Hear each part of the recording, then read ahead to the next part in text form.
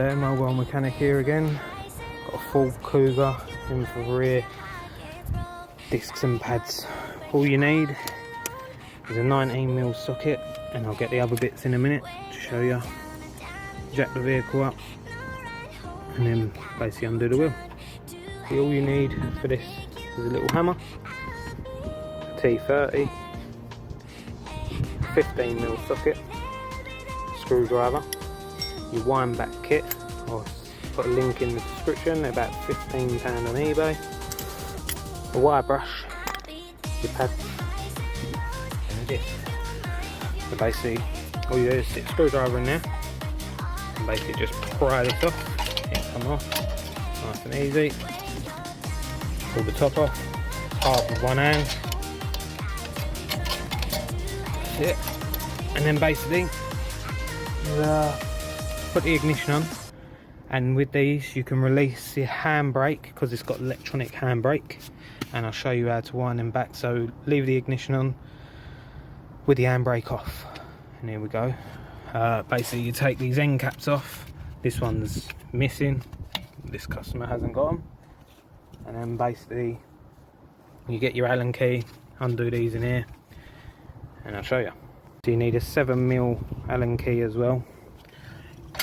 Basically undo these, push it downwards and nice and tight, undo both, and then wiggle the caliper off. Once you've undone them, you can basically just get a screwdriver in the top, in the bottom, and wiggle the caliper off, just like so. And then basically you take your pads out, and I'll show you how to do the motor. So basically on the back, don't unplug it, you've got these two Allen keys here. Undo both of them, give them a good spray, little tap, and then I'll show you. Once you've done them, you can basically grab hold of it, just twist it side to side, and basically it just pulls off like so. Don't disconnect it because basically it'll tell the computer that you're working on the vehicle otherwise. So basically all you need to do, you can get a pair of pliers or wind it back by hand. Literally you wind it back so it locks, goes all the way, so make sure the piston ain't coming out. You just wind it till it basically stops like that, and that's wound all the way back. And literally all you've got to do now is wind that back with a caliper tool.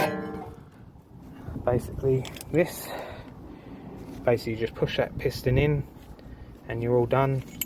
Basically clean your sliders up, clean all your brackets up, take the disc off. I'll show you right now.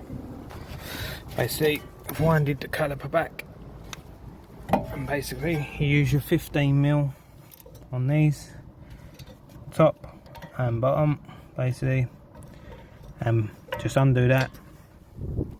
Once your caliper off, you basically wiggle the disc off.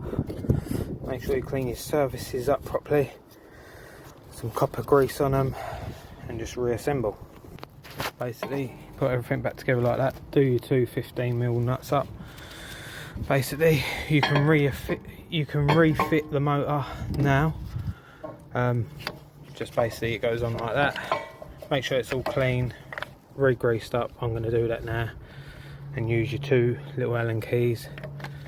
Here we go. Once all your motors fitted back on, it'll stay out, and then basically put copper grease on there, copper grease on your pads, and put them in. Once your pads are all in, basically sit it, give these a good old clean because they build up with gunk around there. Give them a good old clean, re-grease them, and then put them back in and put your spring back on. The easiest way I've found putting the spring back on is basically do these up slightly, so do them about 3-4 turns, so you've got to play in the caliper, and then it makes it easier for the spring to go back on.